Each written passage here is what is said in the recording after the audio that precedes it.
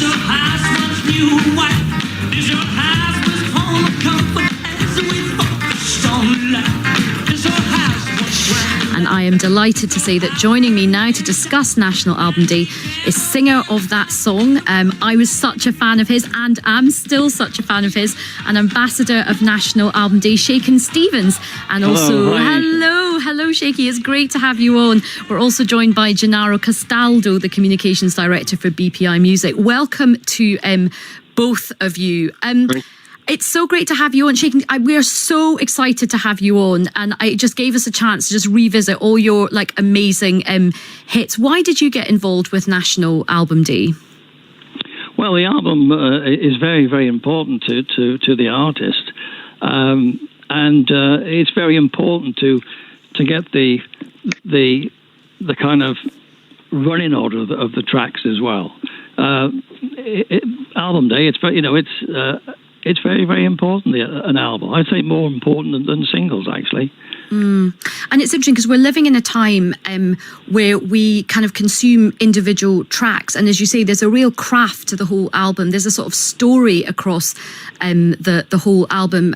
Gennaro, you've been working on the concept of National Album Day. Why did you want to sort of start this? Well, it began 3 years ago, and it was really because the way that we consume music and discover it is obviously changing. Many of us stream, but I think the album, as Shaky said, is still hugely important, both for fans and the artists, in telling a story. And we want to be part of the ecosystem of music so that people have incredible choice, and they can stream, they can buy albums, they've got CDs, vinyl, cassettes even. So we're in a really kind of golden period, and we want to make sure that we preserve that going forward for future generations as well. And Shaky, when you were obviously, you're still working, and I think we may well have. Oh, great! You're still there. In terms of when you're putting together an album, tell us a little bit about the craft of that, because I think people just think it's just lots of individual songs kind of randomly put together, but that's not the case, is it? No, I mean, first of all, you choose the songs that you feel that's right for the album, where you're going with the theme and everything, and it just goes like that, really. With the last album I did, it's not my last, but it was Echoes of Our Times. That was about my family of who were which were copper miners down in Cornwall. So the idea from that, I mean, I didn't know growing up that I had copper miners down there. I didn't know anything about the family either, so we started researching the family with Sue, and we found out quite things I wasn't just kind of blew me away, really. So it started. The album theme which was a very kind of different album from what I've made in the past.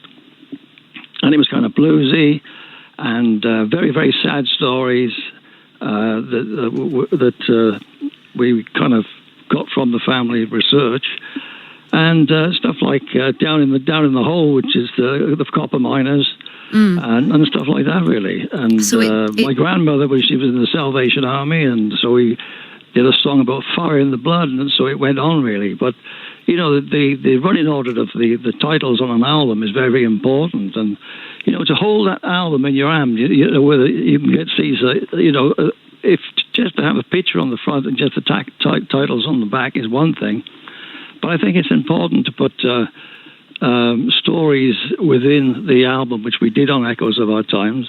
And I remember when I was growing up, I came from a large family, so there was loads of records around, but a nice time when I bought my records as well, and it was great to kind of hold the album in your hand, and hear the tracks and read the sleeve information notes about the artist. Yeah, because there was quite a I completely agree, because buying a proper album, there was like a ritual to sort of sitting down, properly taking the time to listen to it, so it really seeped into you, and like you say, you kind of, and I loved the artwork as well, and as you say, and so Shaky, what was your part of the package? It is. What's your favourite album? My favourite album, God, I've got a few actually, somewhere. I quite like the first album I bought was a Chuck Berry song, which I enjoyed immensely. But I had a list here of albums. Trying to think of the title of it. The Bruce Springsteen, where he went basically around and doing lots and lots of instruments of banjos and things like that. I had the list here somewhere. Don't worry at all. And tell us, Bruce Springsteen. That's right. Bruce Springsteen's "We Shall Overcome." The Sega sessions. I mean, that's an incredible album. That is, and with the DVD comes with it as well. And yeah, fabulous. And I mean, your career has just spanned, so many decades, and you were such a, I understand you're the sort of best-selling singles artist in the UK from the 1980s, and you're still busy touring and working. What are you working on at the moment? I've been working on an album, a box set, if that's a box set of 260 tracks. I think is it 260 tracks. Of all this, there are other recordings that haven't come to the service yet, but brilliant. And it's there, and it's also all the singles are there, and there's tracks on there that hasn't been released before. Okay. There's also a first live album that's never been released to me, and we did that in 2019. Brilliant, Shaky. Well, look, we will be sure to look out for that. Thank you so much for taking the time to join us today on Times Radio. And remember, it's National Album Day, so take some time to listen to an album, but after you've listened to my show.